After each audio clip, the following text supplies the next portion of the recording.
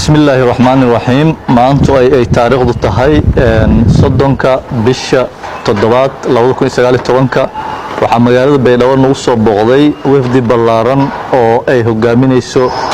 madaxa IOM oo ka koobnaa xubnihii ugu sarsareeyay IOM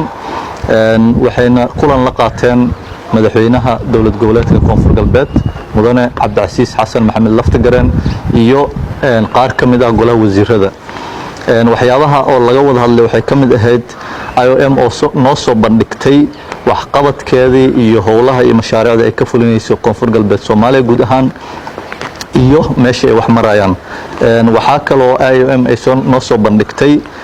qorshaha IOM ay ku shaqeyn doonto oo strategic plan-ka IOM 5 sano ay soo socoto oo goor dhaweyn ay ku soo daahfureen magaalada Muqdisho annagana ka dawlad ahaan asagoo hogaaminayo madaxweynaha waxaan u soo bandhignay aan u mahad celinay IOM booqashadii iyo warbixinta ay siisay waxaana la wadaagnay waxyaabaha aan doonayno iyo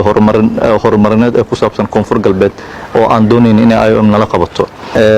waxaan u mahad celinaynaa mar labaad IOM iyo wafdigii ballaarnaa ay hogaaminaysay Mrs Diana. Assalamu alaykum wa rahmatullahi wa barakatuh.